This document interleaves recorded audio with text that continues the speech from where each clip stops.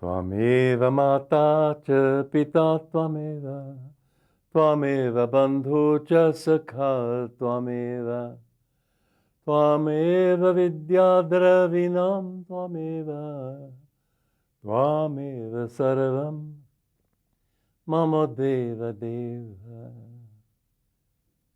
I bow to God who is in all forms and in your form, and never treat your body with disrespect. It isn't only your body, it's the temple of God. And instead of only going on pilgrimages, make the pilgrimage to your own heart by daily meditation. Try to feel that wherever you are, God is with you. Wherever you are, God has to come to you. He doesn't come only by going to spiritual places. He must come where you are. You have to call to him. And whatever your age, when is the right time to seek God? Now, this minute. I hope my talk and these talks that I have on this show will help to inspire you in that direction. This, in my book of my Guru's sayings, Conversations with Yogananda, is saying number 133, a very short one. There was a man lying unconscious in a hospital room, the master told us. He was near death. A blood clot had formed in his heart. A friend of his asked me to intercede, so I prayed for him in a superconscious state. All at once a great power went out of me. At that very moment the man sat up in bed, completely healed. The nurse who had been attending him in that room testified later that a moment before the man had sat up, she had heard a great explosion and had seen a great flash of light. An explosion and a great flash of light. I didn't read it exactly accurately, but the master's healing power was miraculous, yes. But you know, it was always a two-way thing. Why did he heal this one and not that one? As one time there was a man in Srirampur, and he happened to be the cousin of a friend of Master's, and Master went into his house when he heard a lot of loud lamentation, and the man had died. And the Master cured him and brought him back to life. That certainly would be a great miracle. But the greatest miracle of all is his changing people's lives and spiritualizing them. And the other one is, excuse me a moment,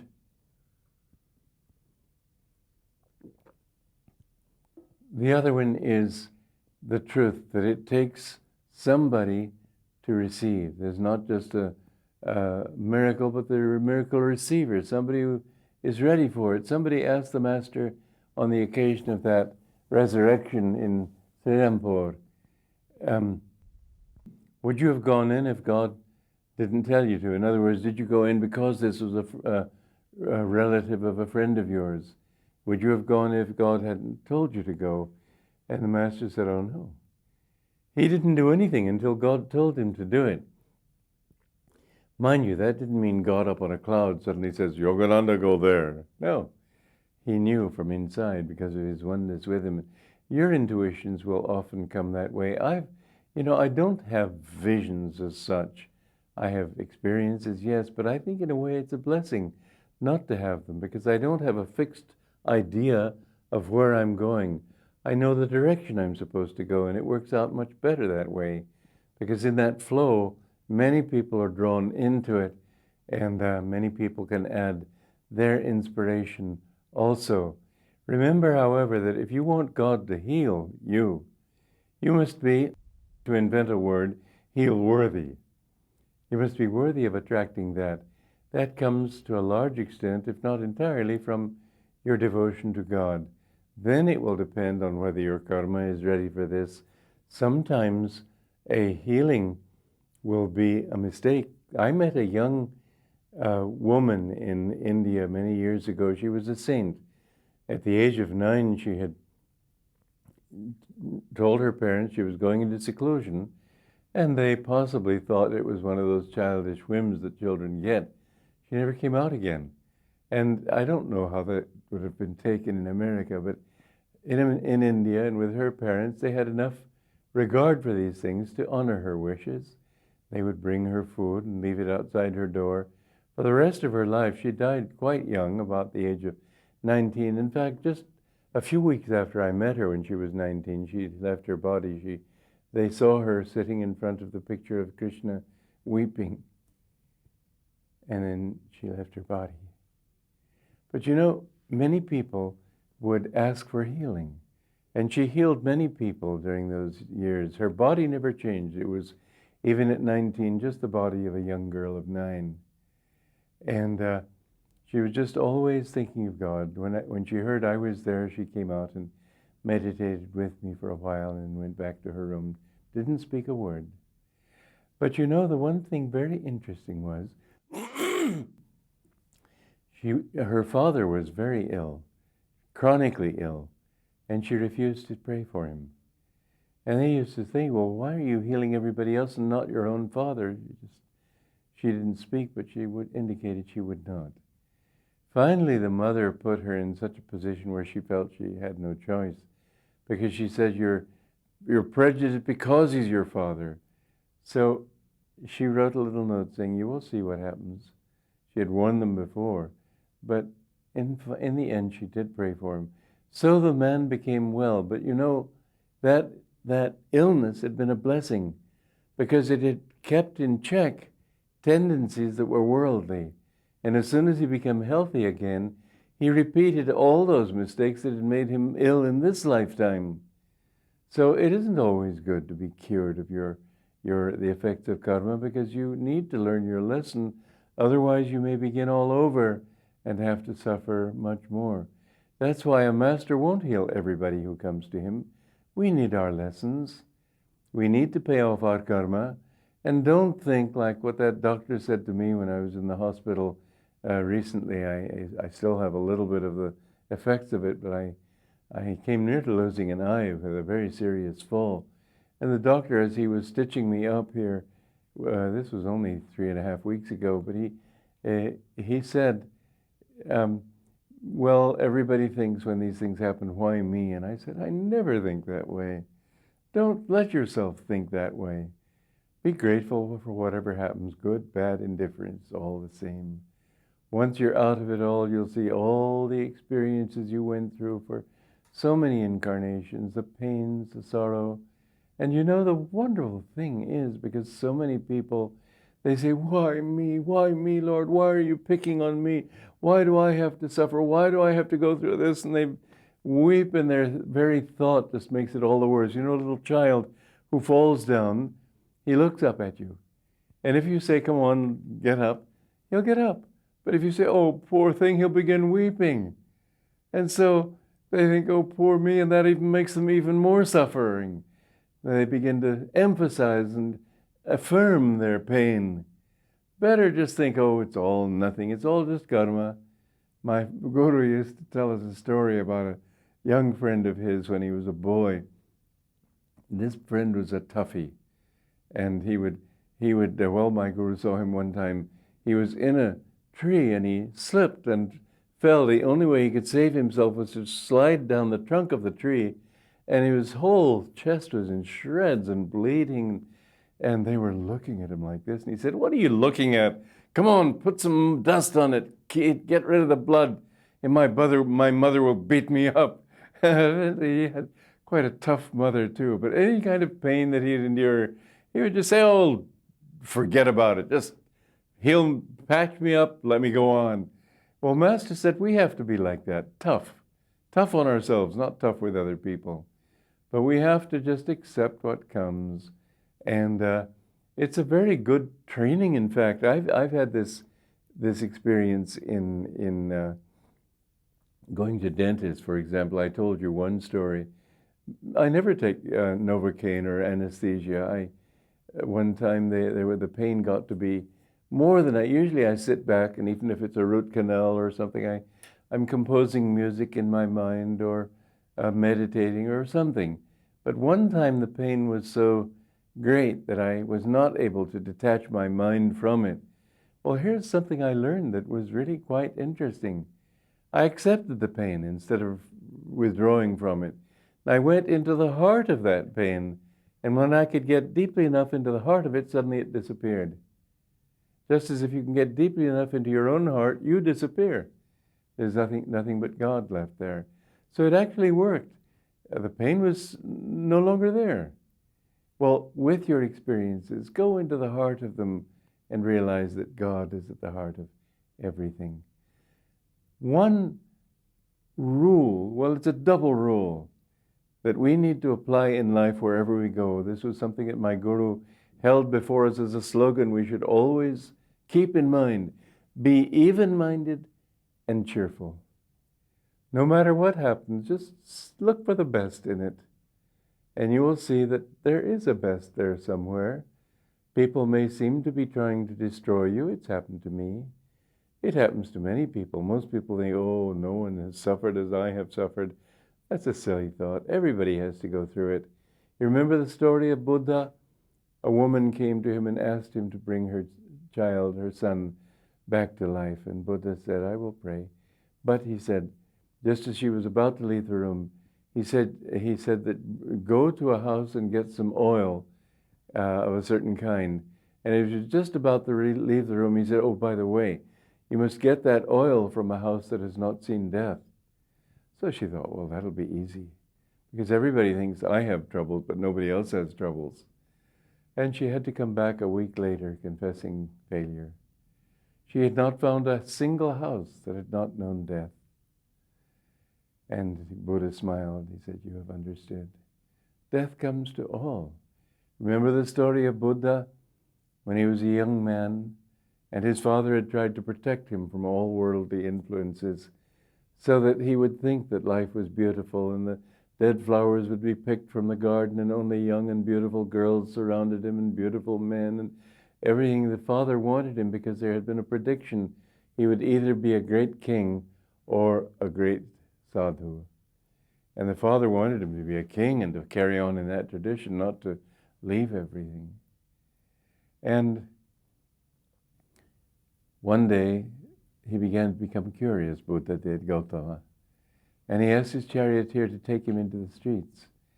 And he saw somebody who was ill. And he asked the charioteer, he had never seen illness before. He says, is this possible? Is this what can happen to people? And the charioteer said, oh, it can happen to anybody. So he came home pensive. And the next day he wanted to go out again, and he saw an old man hobbling along. He'd seen nothing but young people, and he said, can this happen to everybody? The charioteer said, if they're not taken away by death or accident, by illness or accident, it will happen to everybody. Everybody becomes old, just like a flower, beautiful when it first blooms, but finally it shrivels. And then Buddha went out the next day and he saw, what was it? A sick man and an old man and a dead man. And he saw a dead man being carried. And he said, can this happen to everybody? The charioteer said, Master, it happens to everybody. Buddha thought, there's so much beauty in this world, so much harmony. But if these are inevitabilities for the human being, I can't imagine a worse state of existence. And that's when he left everything and went out into the forest and became a sadhu. And we know the results. But this world has such colossal disadvantages that even though you manage to eke out a few little pleasures out of it, always, as my guru used to put it, behind every rose bush of pleasure, there's a rattlesnake of pain hiding. You'll always get bitten, but one time after another. Sometimes people cling to their pains. One time my guru had a woman come to him and she was recounting to him the harrowing experience she had in an operation. And my guru said, you would have thought that she was talking about something that happened yesterday, but I saw her pretty well. I said, when did this happen? 20 years ago. 20 years she'd been suffering as if it was today? Forget your past. If you can't remember the pains you've experienced, good. Except remember that you did experience it so that you'll remember there's only one way out of this torture chamber of life. And it is that in the end, when you feel joy, well, it seems as if you'll never feel pain, but when pain comes, it's awfully real. And when people whom you've loved betray you, I think that's been the hardest thing in my life, is betrayal. Betrayal of people I love dearly, still do love. But they have tried to destroy me. Yes, that's painful, but I say, well, it's all in God's love. I'm grateful to God for his love, however he wants to express it. And what I've seen is that when I accept it, instead of rebelling against it, trying to get even, and all the things that people tend to do to sort of ward off pain, they think by hurting the other person, they're going to feel less pain. It's not so, that's just delusion. But I've found that every single test I've had to go through has always resulted in something positive. But I had to accept it first. Often you'll find, if you're seeking his guidance, that all doors will close in the direction that you want to go, that your own mind tells you you ought to go, have to go, everything. You can't go, and you think, oh, why is God so cruel? If you give your life to God, this is what I've discovered, and I can share this as an absolute experience. You will find that he pushes you in the only possible direction. There's only one way you can go. You may be taken by life kicking and screaming in that direction, but afterwards you look back, you will see that was the only thing possible. It was the best thing in the world. I can look back on all those tests and say what a blessing they were. God blesses you through everything if you give your life to him. So remain always at peace in yourself. Remember, all that happens is to help you to become even-minded and cheerful. Joy to you.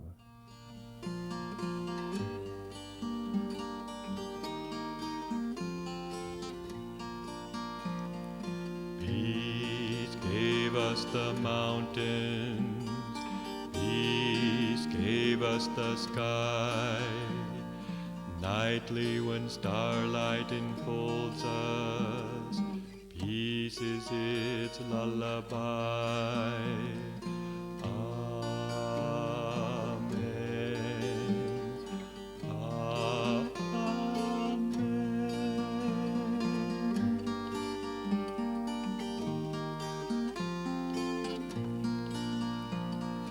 Peace gave us the morning, peace gave us the sun, bird songs that call us to welcome day and fresh labors begun. Amen. Amen.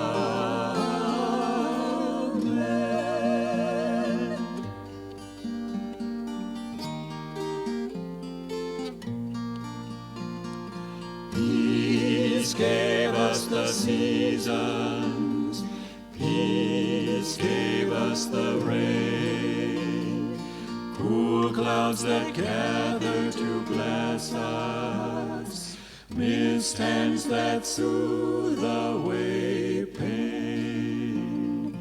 Amen. Amen.